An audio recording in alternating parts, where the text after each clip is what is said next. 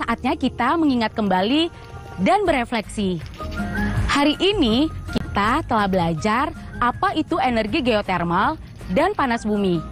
Kita juga sudah sama-sama mendengar cerita tentang berburu panas bumi dan belajar kosakata baru lewat permainan tebak kata. Kita juga sudah belajar tentang energi alternatif yang bisa menghasilkan listrik. Salah satunya energi yang bisa kita dapatkan melalui panel surya. Nah, bagaimana perasaan kalian setelah belajar hari ini? When there's no more hope is left in me, I can see what comes my way, and I'm always no more hope is left in me, I can see what comes my way.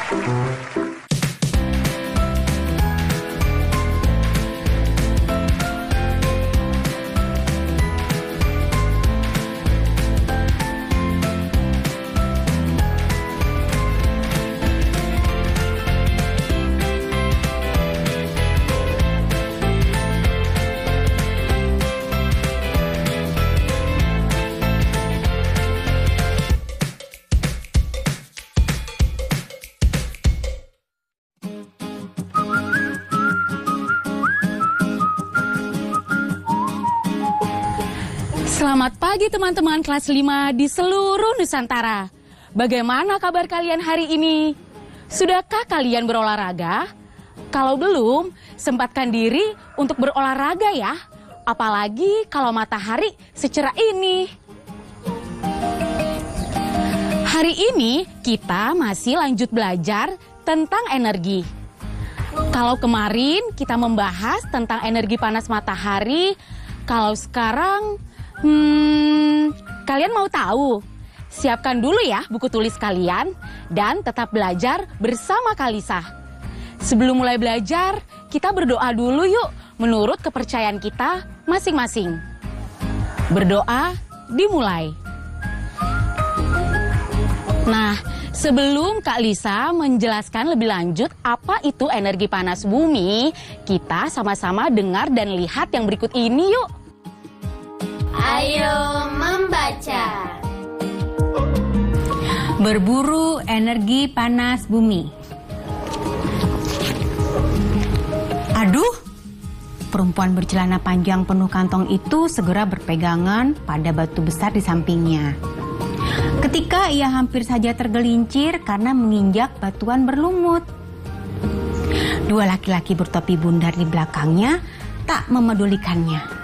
Mereka sibuk jongkok, menunduk, dan mengamati batu-batuan. Mel, panggil salah satu dari mereka tiba-tiba. Perempuan yang dipanggil Mel tadi segera menoleh dan menghampirinya. Hampir saja ia tergelincir lagi. Sampai di dekat Don, laki-laki berkacamata yang tadi memanggilnya. Ia segera mengeluarkan loopnya. Ia bisa melihat batuan yang ditunjukkan Don dengan lebih jelas karena loop memperbesar penampakannya. Ia mengamati sebentar dengan loopnya, lalu menggeleng pelan. Bibirnya tertarik ke bawah. Bukan ini. Batuannya seharusnya tidak banyak rongga seperti ini. Mereka bertiga kembali melanjutkan perjelajahan melewati batu dan cadas di dekat gunung berapi itu. Ini hari ke-6 mereka menjelajah daerah itu. Ayo, jangan menyerah, Giroh muda.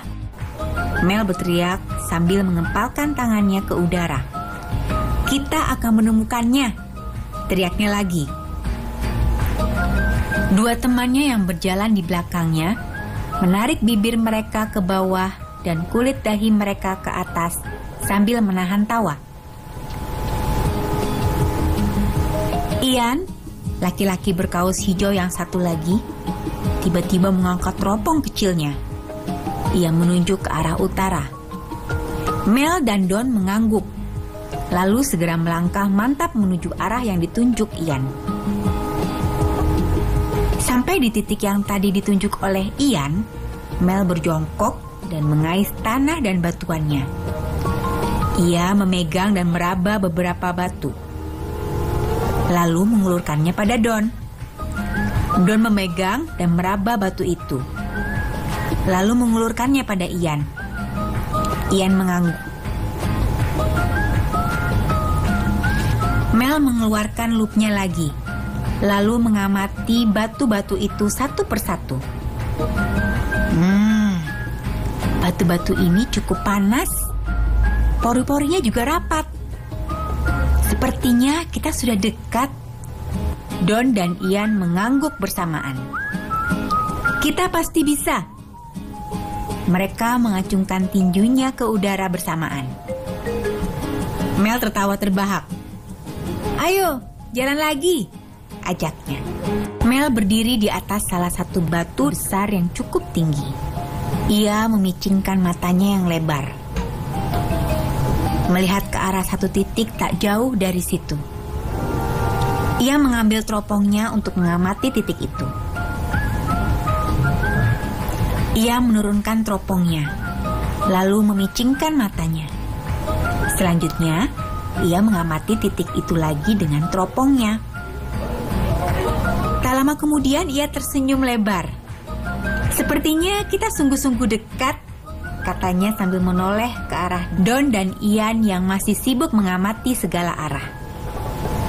Mereka melangkah lagi menuju ke arah dataran berbatu yang tadi terlihat dari teropong Mel.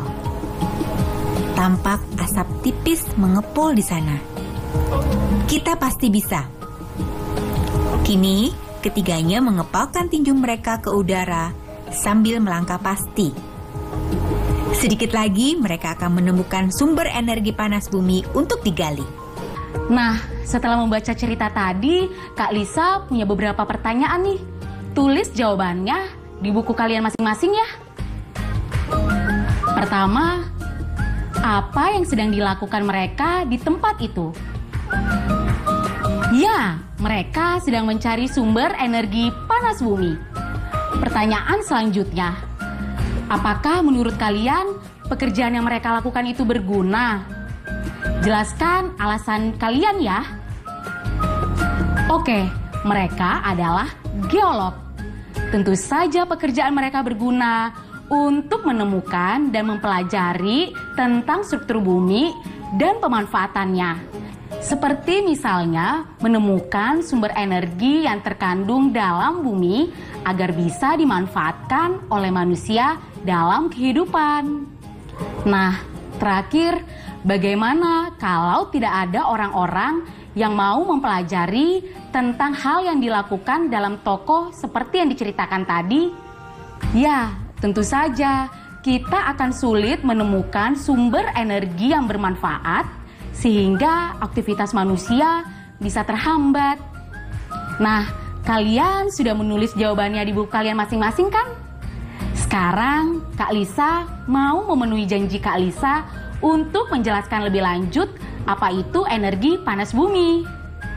Geotermal atau panas bumi adalah energi panas yang berasal dari dalam bumi. Energi ini terbentuk karena ada panas yang tersimpan.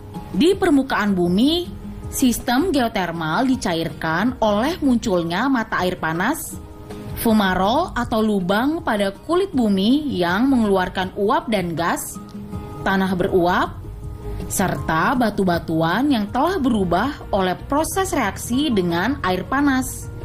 Biasanya, orang yang meneliti sumber geotermal dinamakan geolog. Geolog itu adalah orang yang mempelajari dan memahami gejala-gejala yang terjadi di permukaan maupun di bawah permukaan bumi. Ayo berlatih. Nah, sekarang coba kalian cari 6 kata dalam cerita Berburu Panas Bumi pada kotak berikut yang memiliki arti atau makna yang sesuai dengan kalimat yang akan Kak Lisa sebutkan.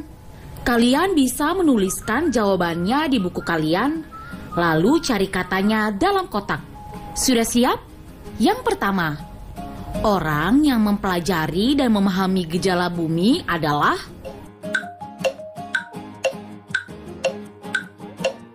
jawabannya apa? Betul, geolog. Yang kedua, nama lain dari panas bumi apa, hayo?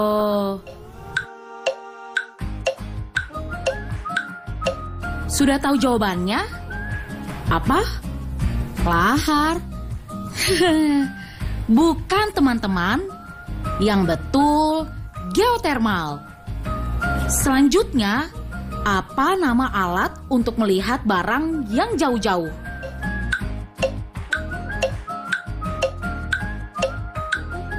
Yang ini gampang banget. Apa coba?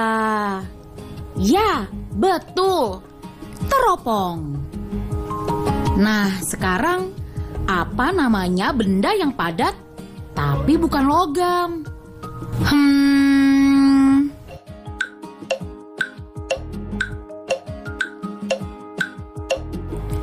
Jawabannya kayu. Ya bisa juga. Tapi jawaban yang tepat adalah batuan. Berikutnya, apa namanya uap yang dapat terlihat?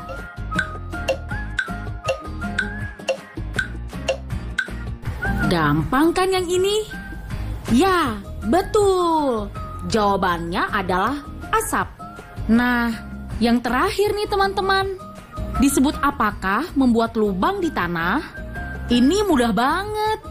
Teman-teman pasti bisa menjawab dengan cepat.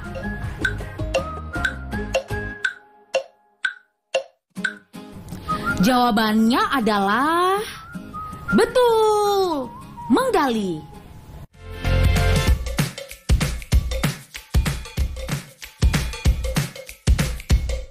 Ayo membaca. Gimana teman-teman? Masih semangat belajar kan? Masih dong ya. Sebentar, Kak Lisa, charge laptop Kak Lisa dulu ya.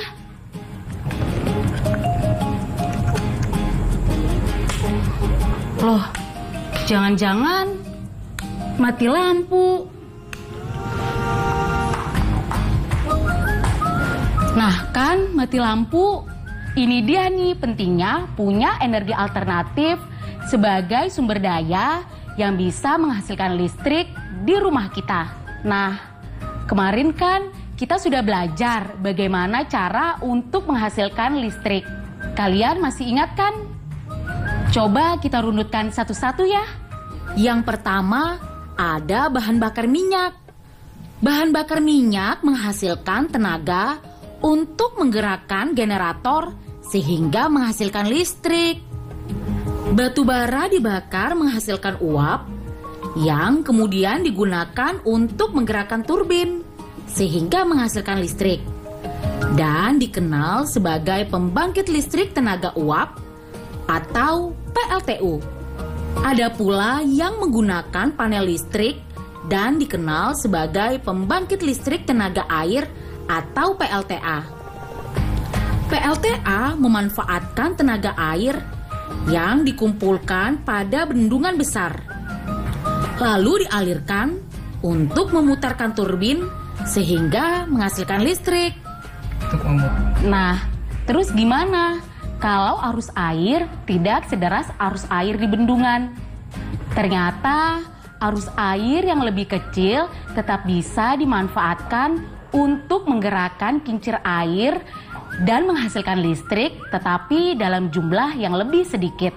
Kegiatan ini biasanya dikenal dengan PLTA mini, yaitu pembangkit listrik yang menggunakan kincir air untuk menggerakkan generatornya.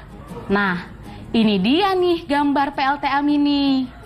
Air dialirkan untuk memutar turbin atau kincir air melalui talang yang berbentuk balok tanpa tutup. Melalui talang ini, air dapat terkumpul lebih deras dan kuat, sehingga mampu memutar turbin dan menghasilkan listrik. Pada gambar ini, kita juga dapat melihat roda kincir yang berbentuk lingkaran. Bentuk ini paling tepat untuk menghasilkan gerak putar yang maksimal. Bentuk-bentuk geometri memang sangat besar manfaatnya bagi kehidupan sehari-hari.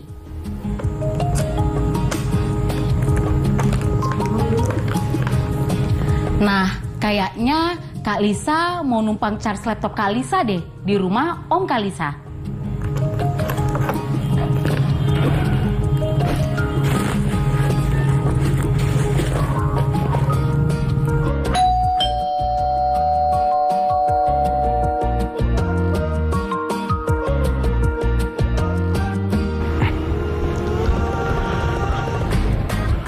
Lisa, di sini ada air kan? Soalnya listrik di rumah Om lagi mati, jadi nggak ada airnya. Om nggak bisa mandi deh. Tami, Tomo, sini. Kita mandi sini aja ya. Gimana? Ya Om, tapi listrik di rumah juga lagi mati nih Om. Waduh, mati. Bukannya kemarin papa kamu udah pasang panel surya? Belum dipasang Om. Belum dipasang. Terus, gimana mandinya? Ayo mencoba. Kemarin kalian sudah belajar tentang panel-panel surya yang memiliki penampang berbentuk persegi panjang. Panel surya biasanya berukuran panjang 100 cm, lebar 50 cm, dan tebal 5 cm. Coba pikirkan, bentuk kemasan seperti apa yang paling cocok untuk mengemas panel-panel surya itu? Apakah berbentuk bola, kubus, atau balok? Kemasan paling sederhana tentu berbentuk balok. Perhatikan gambar kemasan panel surya beserta ukurannya berikut ini dan jawab pertanyaan ini ya. 1. Pada kemasan dengan ukuran tersebut, apakah sebuah kardus cukup untuk mengemas 40 unit panel surya? Mengapa? Tulis jawabannya di buku kalian ya. Jawabannya adalah tidak cukup. Karena kardus hanya memuat satu baris panel surya dengan ukuran panjang 1 meter dan lebar 0,5 meter. Oleh karena itu, dengan tebal panel surya 5 cm, banyaknya panel surya yang dapat dimuat dalam kardus tersebut hanya 10 unit. Pertanyaan kedua, jika tidak cukup, berapa kardus yang dibutuhkan untuk mengemas 40 unit panel surya? Jawabannya, karena satu kardus kemasan hanya dapat memuat 10 unit panel surya, maka untuk memuat 40 unit panel hanya dibutuhkan 4 kardus. Caranya 40 dibagi 10 sama dengan 4. Mudah bukan? Ayo berlatih. Ternyata ada hikmahnya juga ya. Di rumah Om mati lampu, jadi kan Om bisa kesini pas kamu lagi nggak ada kerjaan kan. Dan kamu juga bisa gantiin tuh tugas Om untuk nemenin Tami belajar. Iya kan? Kalau gini kan Om bisa santai-santai dulu, ya kan? Memangnya Om nggak mau temenin Tami belajar? Tuh, bukannya Om nggak mau. Om itu nemenin Tami belajar udah dari tadi pagi. Sudah selesai? Belum kak, aku bingung. Kalau bagian warna oranye ini mau aku jadiin dasar kubus, berarti sisi yang jadi penutup kubusnya yang mana ya? Teman-teman, ada yang bisa bantu Tami? Gambar jaring-jaring kubus yang telah dibuat Tami seperti ini nih. Kira-kira kalau gambar yang diarsir berwarna oranye ini adalah alas kubusnya, bagian mana ya yang menjadi penutup kubusnya? Kalian bisa membuat contoh gambar jaring-jaring kubus seperti ini nih. Lalu kalian beri tanda silang ya. Kira-kira menurut kalian bagian mana yang cocok untuk menjadi penutup kubusnya? Kak Lisa tunggu ya.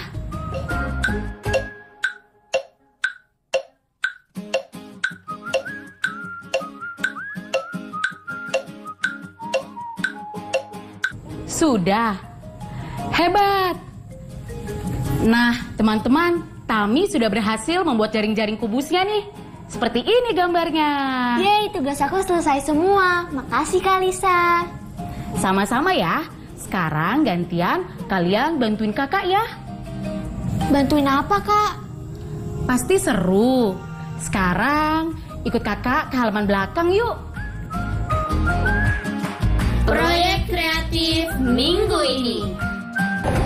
Nah, kincir angin kakak sudah hampir selesai nih.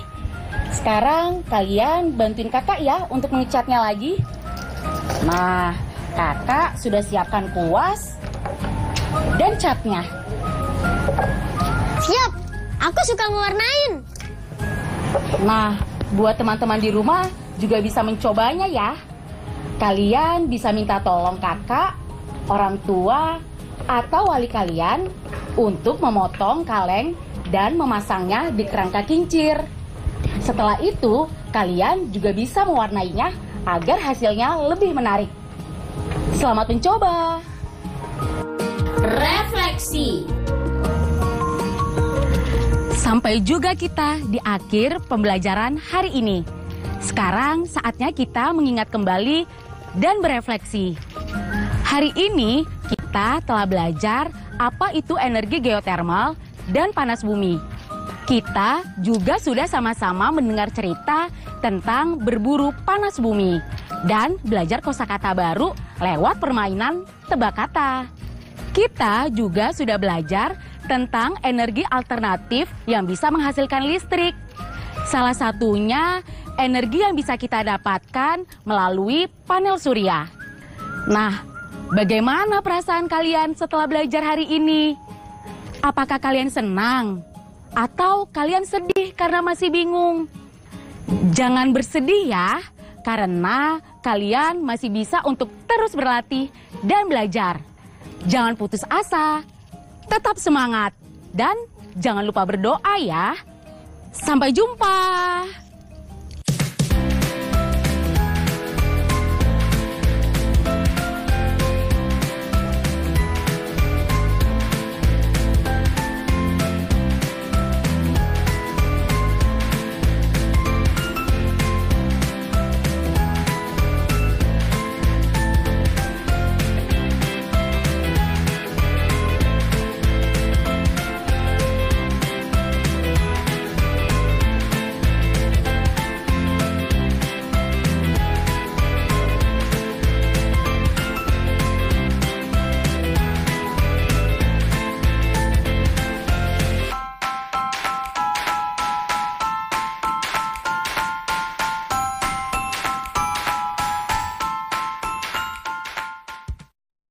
Sekarang tetap belajar dari rumah ya teman-teman.